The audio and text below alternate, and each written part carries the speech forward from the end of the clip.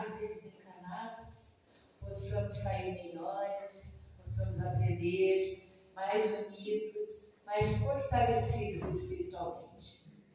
Então, iniciando esse trabalho de amor, vamos fazer juntos a prece do servidor. Senhor, ensina-nos a trilhar a luminosa estrada do auxílio. Dá-nos força para destruir, apesar da fortaleza dos nossos próprios erros, coragem para abrir o caminho da libertação de nós mesmos. Se ainda não possuímos bens positivos com que possamos enriquecer a jornada terrestre, ajuda-nos a diminuir os males que nos rodeiam. Que em teu nome distribuamos fraternidade e renovação, usando com alegria os dons sublimes e invisíveis. Senhor, ampara-nos o passo incerto e orienta-nos os propósitos santificantes, hoje, nessa nossa reunião, e sempre, onde estivermos. Que assim seja. Tati vai fazer a orientação do nosso trabalho hoje. Boa noite a todos. Hoje eu trouxe para a gente estudar, para a gente refletir a parábola do filho pródigo. Eu acredito que quase todo mundo conhece essa história. Quem era o filho pródigo? O filho pródigo, então, é uma parábola contada no Evangelho, né, contada por Jesus, que fala de um filho que pede, né, para o pai que lhe dê a parte que ele achava justa da sua futura herança, sai da casa do pai, vai embora, né, vai viver a vida com aquilo que recebeu, dissipa todos os bens, passa necessidades e retorna então à casa do pai, né, pedindo, né, acolhimento ao pai. E essa parábola está lá no Evangelho de Lucas. E ela está numa sequência de 3 parábolas, 3 histórias consecutivas, 3 parábolas, onde ele começa, Lucas, então, escreve ali 3 parábolas que Jesus ensinou, a da ovelha perdida, né, a da dracma perdida e a do filho pródigo. Então, o que essas 3 histórias têm em comum e elas estão nas sequências? Elas falam da alegria de encontrar alguma coisa que estava perdida. Né? Então, a da ovelha perdida fala então do homem que deixa. Qual homem que não deixaria 99 das suas ovelhas para ir buscar aquela uma perdida? Né? A da dracma perdida fala então da alegria de encontrar a dracma. Era uma moeda de prata, da alegria de encontrar, né, essa moeda perdida. E depois ele faz a parábola do filho pródigo, da alegria de receber de volta um filho que estava perdido e retorna à casa do pai. E Jesus fala isso, né, num momento em que se aproximavam dele, então, publicanos e pecadores. Né? E os fariseus, então, vendo a aproximação daqueles homens de Cristo, né, criticavam, né, murmuravam, né, quem era esse homem, né, que acolhia pecadores, né, que ceava com eles, que visitava a casa deles. Né, e aí Jesus dá essa lição, então, do filho pródigo, para mostrar para as pessoas daquela época a grandiosidade da misericórdia de Deus. Né, então, a história começa dizendo assim: e disse, um certo homem tinha 2 filhos, e o mais moço disse ao pai: dá-me parte da fazenda que me pertence. E ele repartiu então por eles a fazenda. Né? Então, aí a gente precisa entender um pouquinho mais sobre o contexto de um acontecimento desses naquela época, né? Para a gente ter uma ideia assim, então, do impacto que deu essa história naquele povo daquele tempo. Porque qual era o costume judaico naquela região, naquele tempo? E hoje ainda é o costume, né? Porque a gente sempre diz que não existe herança de pai vivo, só de pai morto. E naquela época, então, se hoje é uma ofensa, né, às vezes tu pedir para um pai não te achar, né, com direito numa coisa que é dele, naquela época muito mais ainda.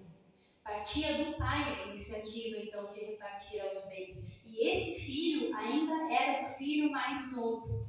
E era uma ofensa muito grande isso que ele fez, né, de ir lá pedir, então, que lhe desse a parte da herança dele. E muito mais assombroso para aqueles que ouviram essa história, então, era que o pai cedeu.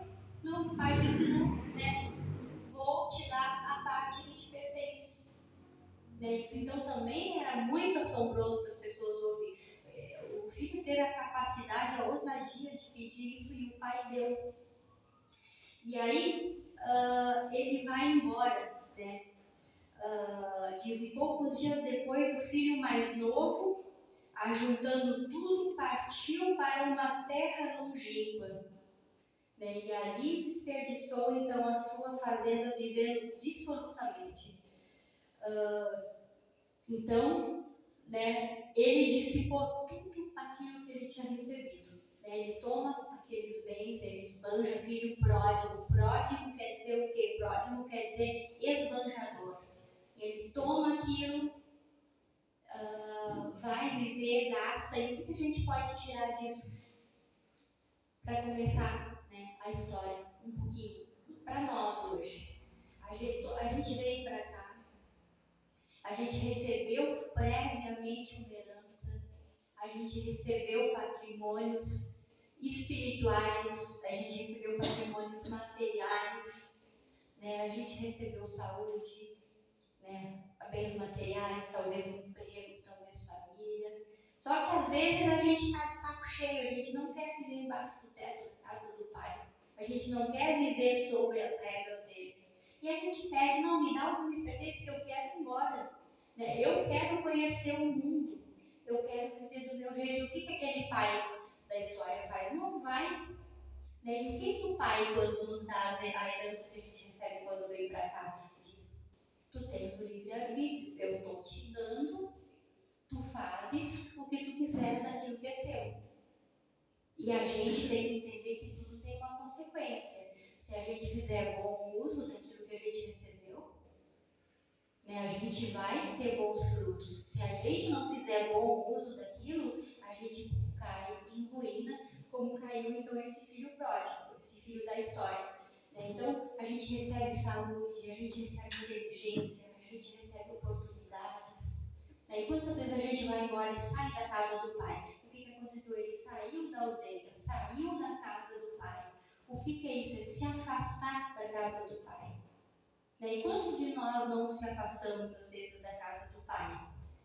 E esse se afastar da casa do Pai, a gente pode considerar um se afastar, partiu para longe, se afastou do Pai, está instaurado no mal. O que é isso, se afastar para nós hoje? Se afastar, então, das leis morais, se afastar espiritualmente. E se afastar espiritualmente não quer dizer que eu tenho que estar dentro de uma igreja, dentro do centro espírita, né? Mas de coração. Isso o filho fez, ele se afastou do pai instaurado do mal. Então, esbanjou tudo que tinha, dissipou, né? Aquela herança recebida.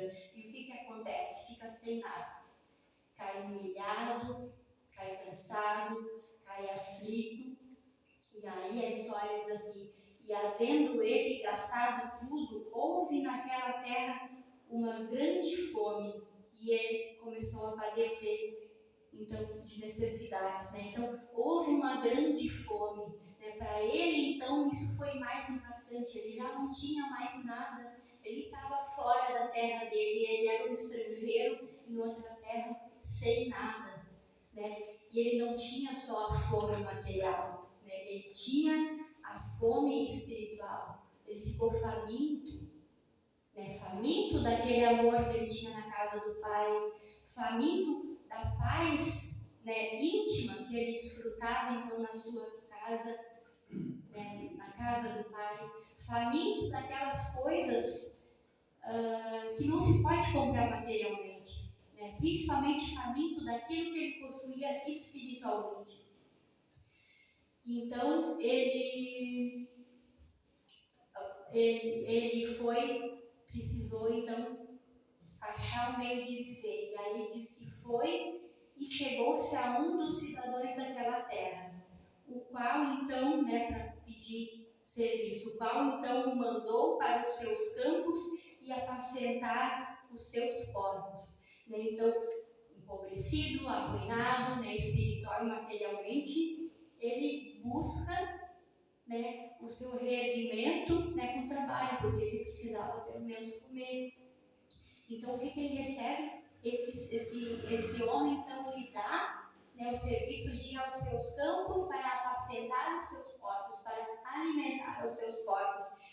E outro detalhe da cultura judaica naquela época é que porcos, para eles, eram seres amaldiçoados. Então, mandar uma pessoa para cuidar dos seus porcos era como que dizer que ela não era bem-vinda naquele lugar. Então, na esperança que, porque ele era um estrangeiro, desconhecido, não era querido, então manda o homem, então eu vou conseguir uma coisa para ti, mas vai apacentar os meus porcos. E ele aceita. Então, assim, era quase que como um convite para ele dizer: se retira, tu não é bem-vindo. Mas ele, na situação de miséria que se encontrava, na situação de necessidade, ele aceita esse convite e vai ao campo para apacentar os porcos. E aí, aqueles porcos eram alimentados com bolotas ou alfarrobas, que dizia. E ele desejava encher o seu estômago com as bolotas que os porcos comiam. E ninguém lhe dava nada. Então, ele desejava comer aquilo que os porcos comiam. E outra questão da época, então, as alfarrobas, tinham as alfarrobas cultivadas e as alfarrobas selvagens. E esses porcos, naquele momento, recebiam essas alfarrobas selvagens que não eram um alimento muito digestivo.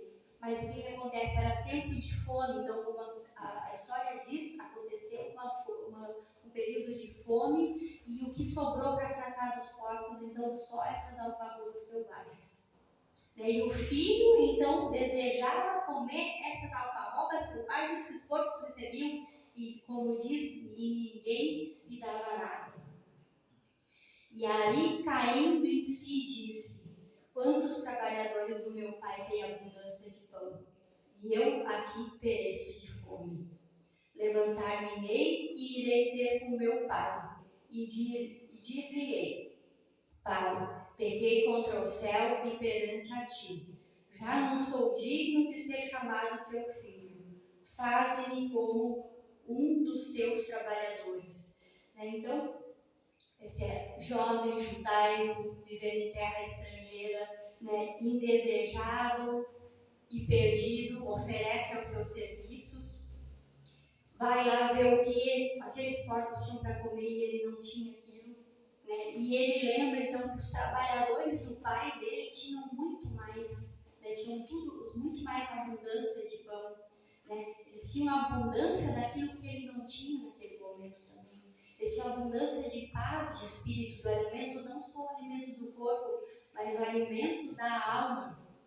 E ele tinha fome desse alimento também, ele tinha fome da paz, que desfrutavam então os trabalhadores do seu pai. E aí, como diz a história, ele cai em si.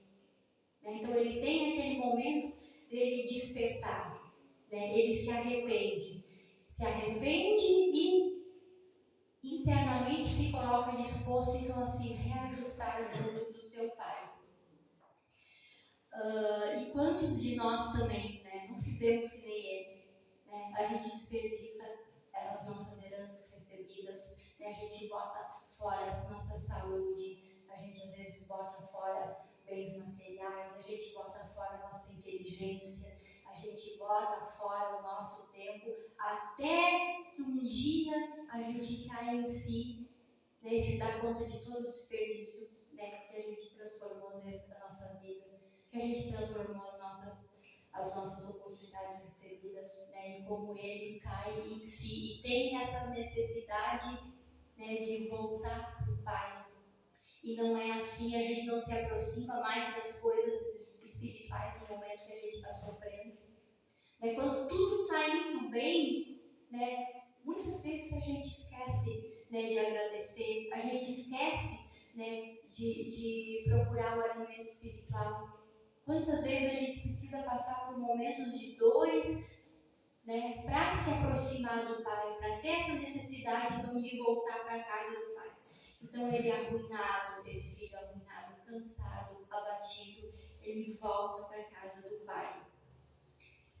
E aí, diz então, né, ele levantando-se foi para o seu pai. E quando ainda estava longe, viu o seu pai e se moveu de íntima compaixão.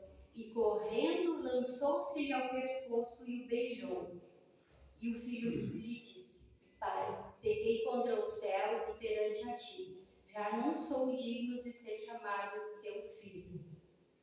Mas o pai disse aos seus servos: Trazei depressa a melhor roupa, vestiu e põe-lhe um anel na mão e sandálias nos pés. Trazei bezerro cevado, matai, comemos, alegramos-nos, porque este meu filho estava muito e reviveu. Tinha se perdido e foi achado, e começaram-se a alegrar. Então, o que acontece nesse momento? Nesse momento, então, acontece a festa da misericórdia. A alegria daquele pai que vê o seu filho voltar para casa. E isso, essa história causou ainda mais espanto para aqueles homens naquela época, porque isso não acontecia. Né? Hoje é comum, né, pais beijarem seus filhos, fazer carinho, morder, mas naquela época não era assim que se tratava. Ainda mais um filho que foi embora, que afrontou, né, o pai dessa maneira, que pediu seus bens, foi embora, perdeu tudo, jamais teria o direito de voltar à casa do pai. E aí Jesus conta essa história, né, para que as pessoas entendessem, né, como funciona a misericórdia do nosso verdadeiro Pai. E ele vai, Jesus faz questão de contar que ele vai e enche-lhe de beijos. Né? Se um pai naquela época fosse fazer algum carinho do filho, no máximo ele ia dar um beijo bem discreto, né, quase um selinho no rosto. E ele ainda dizia, ele sai correndo. Né? E também, buscando um pouco referência na cultura judaica, o pai, né, já um idoso, um ancião, não faria isso. O pai não sairia correndo. O pai, o ancião, o dono da casa, eram pessoas de movimentos mais lentos, mais devagar. Eles usavam túnicas, eles não podiam sair correndo com a túnica que poderiam tropeçar. E esse pai faz isso. Ele enxerga o filho e ele esquece todos os costumes. Ele esquece que ele está com a túnica. Né? Ele esquece que ele pode cair. Ele vai correndo e de encontro a esse filho e enche-lhe de beijos. Né? Então aí Jesus mostra para aquelas pessoas o tamanho da misericórdia, né, daquele Pai, né, que é o nosso Pai, né, que é Deus. Então assim, Deus, como esse Pai, ele não humilha, não tem compaixão. Fosse nós, talvez a gente receberia de volta esse filho, mas a gente ia adorar, né, botar o dedo na cara e dizer assim: eu te avisei, ou tu entra aqui, mas tu não ganha mais nada porque tu já ganhou o que é teu. Não é assim que a gente age. Deus não age assim.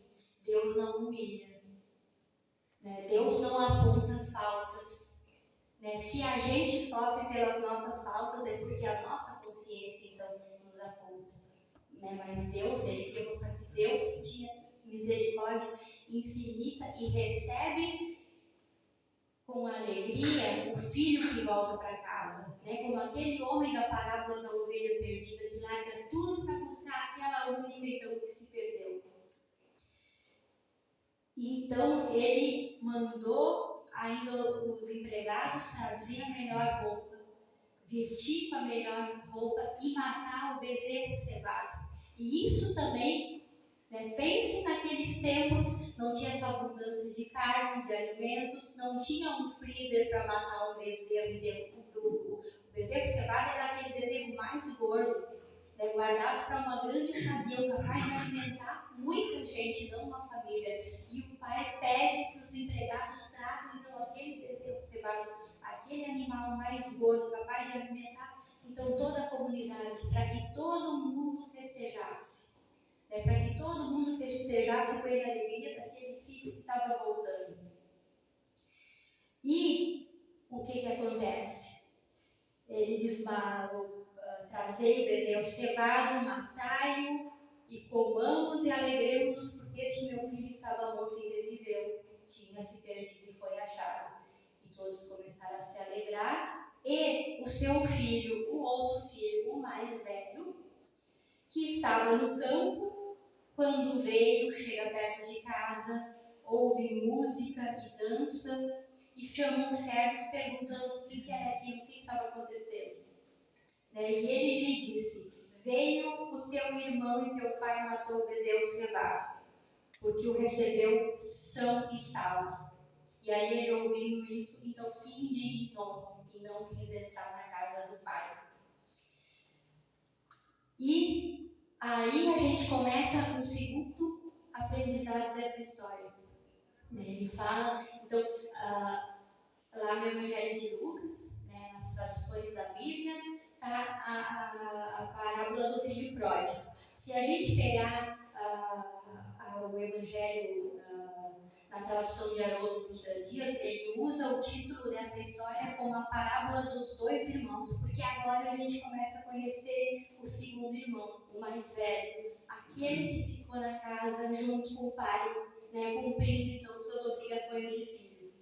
Então, esse filho não quis entrar, ele não quis comemorar a volta do irmão, ele não se alegrou com a alegria do seu pai.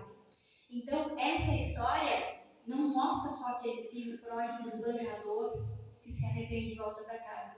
Ela traz os dois extremos da ingratidão filial. Traz também aquele filho egoísta e aquele filho ingrato.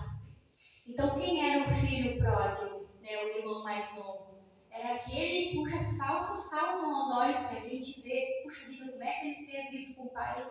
Como ele desrespeitou, como ele foi embora, como ele esbanjou tudo, E o filho mais novo é aquele cujos erros não são aqueles erros que saltam aos olhos.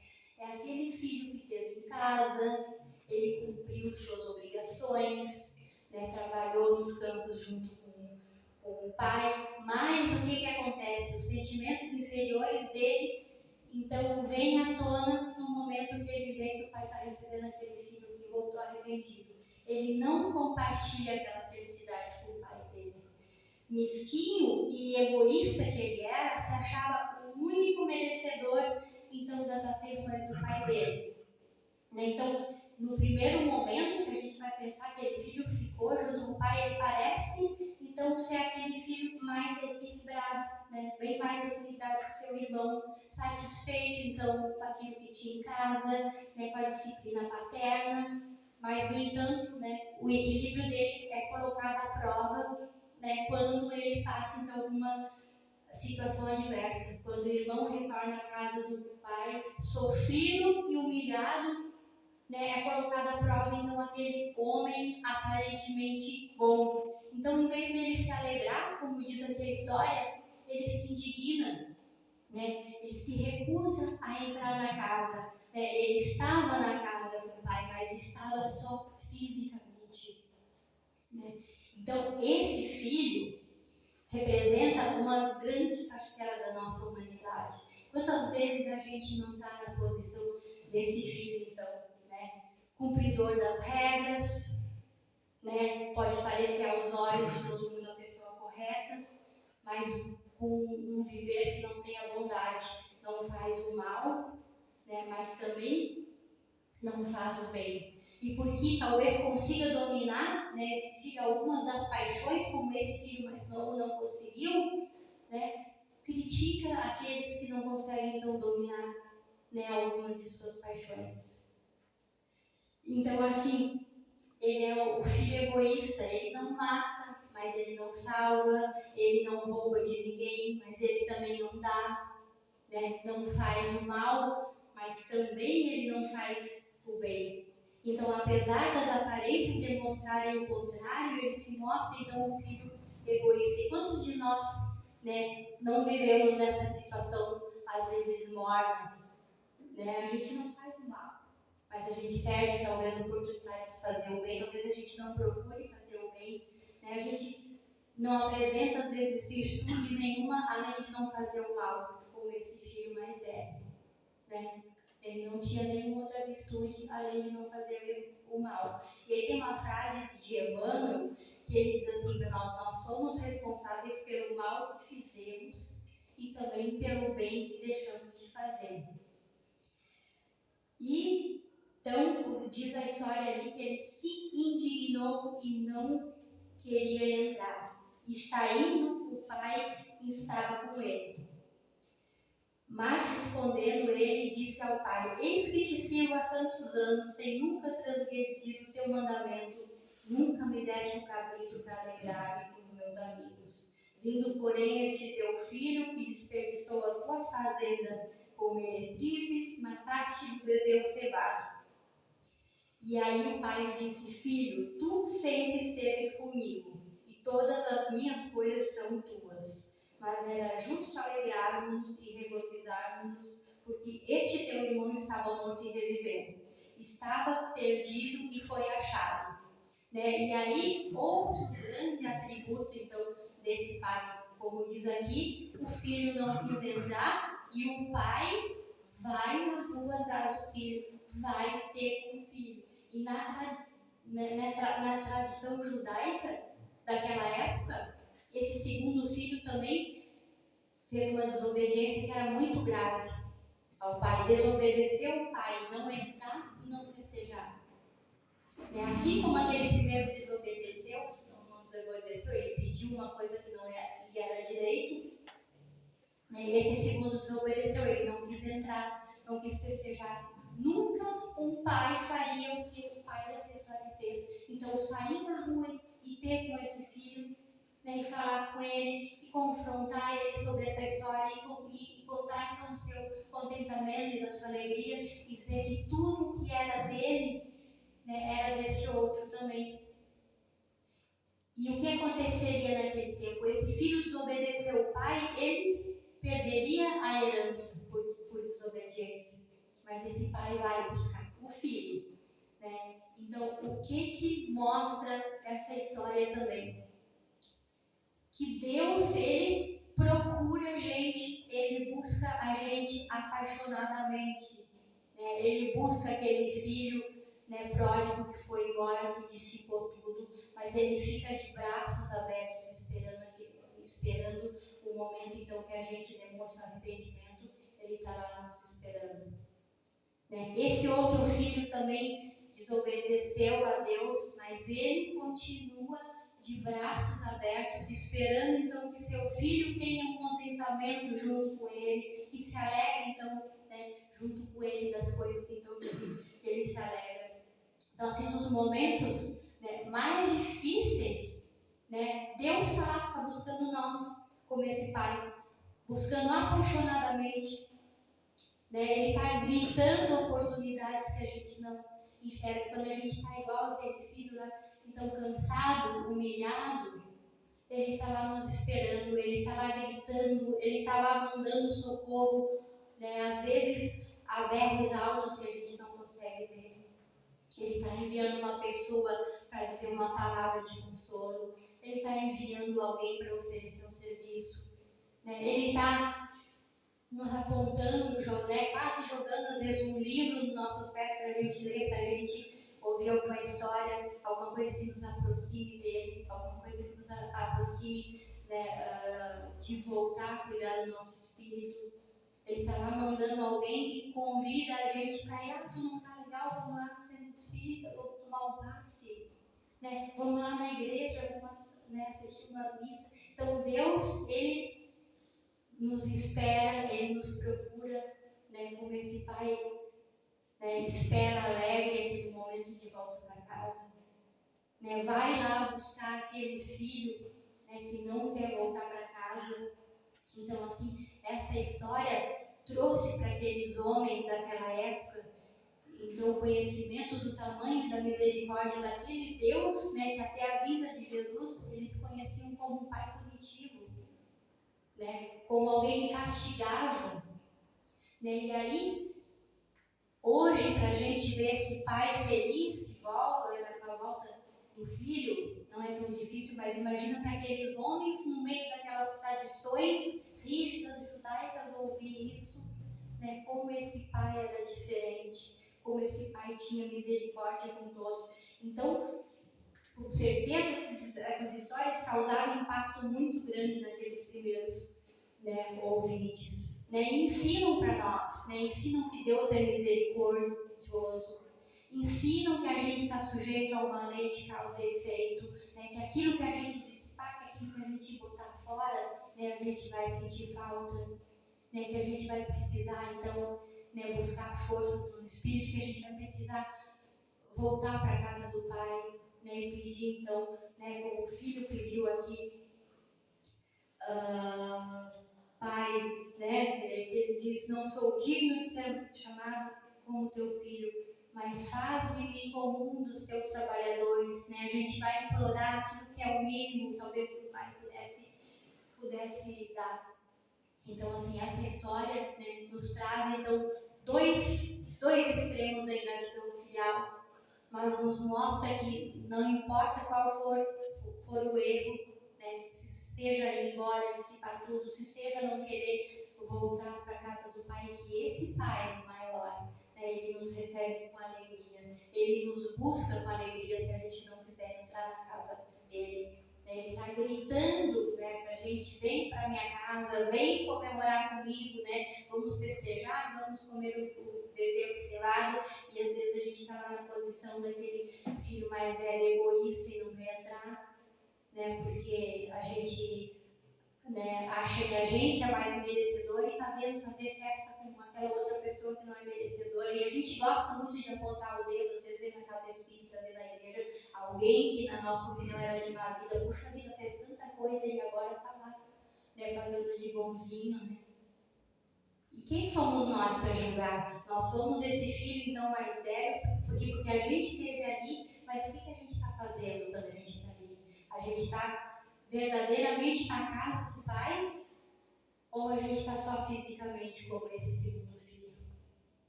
Né? Então essa história nos traz, né, grandes reflexões sobre a nossa posição, né, perante a nossa vida, né, a nossa posição perante Deus, a nossa posição como cristãos, mas ela traz principalmente, né, essa mensagem da misericórdia de Deus.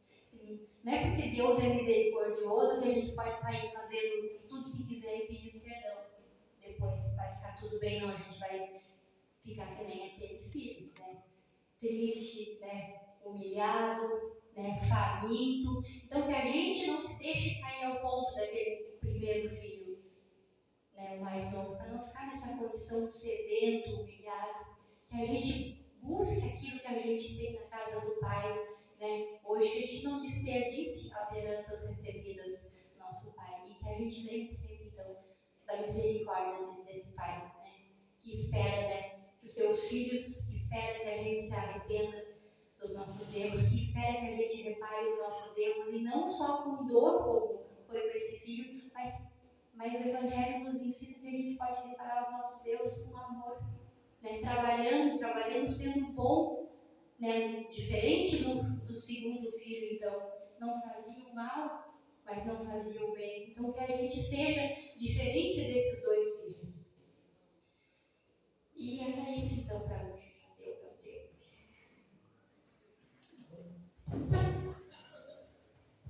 Sem dúvida, grandes lições, né? Cada um de nós sabe o que vai em seu coração e com certeza estamos hoje reunidos justamente procurando o que de melhor podemos, né, na sequência das nossas vidas. E nesse segundo momento, no momento do passe, que nós vamos receber essas boas energias do amparo espiritual, vamos também, voltando a nossa atenção para os nossos corações, vibrar os melhores sentimentos por todos os nossos familiares, aqueles que não estão aqui, aqueles irmãos desencarnados que também vieram estudar conosco. Que possamos assim receber e compartilhar com todos os necessitados o amor, a paz e as bênçãos do nosso Pai.